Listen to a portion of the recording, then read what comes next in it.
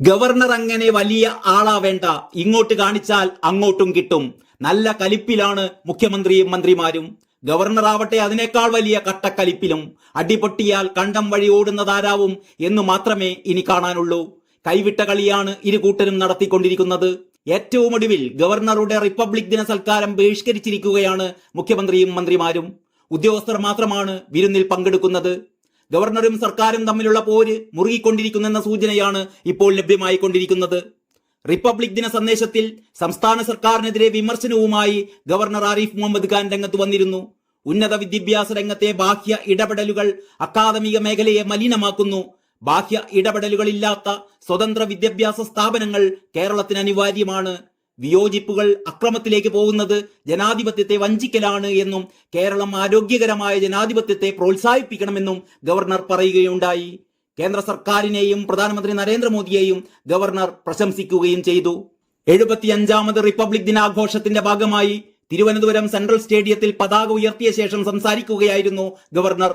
മഹാകവി ജി ശങ്കരക്കുറുപ്പിന്റെ വരികൾ ഉദ്ധരിച്ച് മലയാളത്തിലാണ് കേന്ദ്ര സർക്കാരിന്റെ വികസന നേട്ടങ്ങൾ എണ്ണിപ്പറയുന്ന പ്രസംഗം ഗവർണർ ആരംഭിച്ചത്. പ്രധാനമന്ത്രി നരേന്ദ്രമോദി ഇന്ത്യയെ സൂപ്പർ പവർ ആക്കാനുള്ള പരിശ്രമത്തിലാണ്.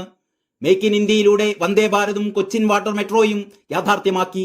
വികസിത് സങ്കല്പ് യാത്ര കേന്ദ്ര സർക്കാരിന്റെ വികസന നേട്ടങ്ങൾ ജനങ്ങളിലേക്ക് എത്തിച്ചു എന്നും അദ്ദേഹം പറഞ്ഞു. ചടങ്ങിൽ അടുത്തടുത്തിരുന്നുവെങ്കിലും പരസ്പരം മുഖം കൊടുക്കാതെയാണ് ഗവർണറും മുഖ്യമന്ത്രിയും പങ്കെടുത്തത്. കഴിഞ്ഞ ദിവസം നയപ്രഖ്യാപന പ്രസംഗത്തിന്റെ അവസാന ഖണ്ഡിക മാത്രം ഗവർണർ വായിച്ചത് വലിയ ചർച്ചയായിരുന്നു. കേന്ദ്ര സർക്കാരിനെതിരായ വിമർശനങ്ങൾ, മണിപ്പൂർ വിഷയത്തിലെ നിലപാട്, സർക്കാരിന്റെ വികസന കാഴ്ചപ്പാടുകൾ മുതലായവ ഉൾക്കൊള്ളുന്ന സുപ്രധാന ഭാഗങ്ങളാണ് ഗവർണർ ഒഴിവാക്കിയത്. എന്റെ ജനങ്ങൾ, എന്റെ സർക്കാർ മുതലായ അഭിസംബോധനകളും ഗവർണർ ഒഴിവാക്കിയിരുന്നു. മണിപ്പൂർ വിഷയം മുൻനിർത്തി എന്റെ സർക്കാർ എല്ലാവിധ വംശഹത്യകൾക്കും മനുഷ്യരാശിക്കെതിരായ എല്ലാ കുറ്റകൃത്യങ്ങളെയും അപലപിക്കുന്നു എന്നുള്ള ഭാഗങ്ങളും ഗവർണർ വായിക്കാതെ ഒഴിവാക്കി.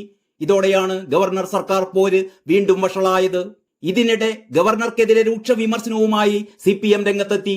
നയപ്രഖ്യാപന പ്രസംഗം ഗവർണർ നടത്തിയത് സാങ്കേതികമായി മാത്രമാണെന്നും ഗവർണറുടേത് നിലവിട്ട പെരുമാറ്റമാണെന്നും MV ഗോവിന്ദൻ വ്യക്തമാക്കി. ഇന്നലത്തെ പ്രസംഗം കണ്ടതോടെ ഗവർണർക്ക് ആരോഗ്യ പ്രശ്നങ്ങളൊന്നുമില്ലെന്ന് വ്യക്തമായി. ഗവർണർ കുറെ കാലമായി എടുക്കുന്ന നിലപാടിന്റെ തുടർച്ചയാണ് ഇന്നലെ നിയമസഭയിൽ ഉണ്ടായത്. സാധാരണ ഗവർണർമാരുടെ കീഴ്വഴക്കമല്ല ഇന്നലെ കണ്ടത്. ഗവർണറുടെ പദവിക്ക് ചേരുന്നതല്ല ഇപ്പോൾ നടക്കുന്നതൊന്നും. ഡൽഹിയിൽ LDF നടത്തുന്നത് സമ്മേളനമല്ലെന്നും കേന്ദ്ര സർക്കാരിനെതിരായ പ്രതിഷേധ സമരം തന്നെയാണെന്നും MV ഗോവിന്ദൻ പറഞ്ഞു. ഫെബ്രുവരി 8-ന് ഡൽഹിയിൽ സമരം നടക്കുമ്പോൾ സംസ്ഥാനത്ത് പലയിടങ്ങളിലായി ഐക്യദാർഢ്യ പ്രതിഷേധ പരിപാടികളും നടത്തും. ഫെഡറൽ സംവിധാനം രക്ഷിക്കാനുള്ള സമരത്തിന് നല്ല പിന്തുണയാണ് ലഭിക്കുന്നത്.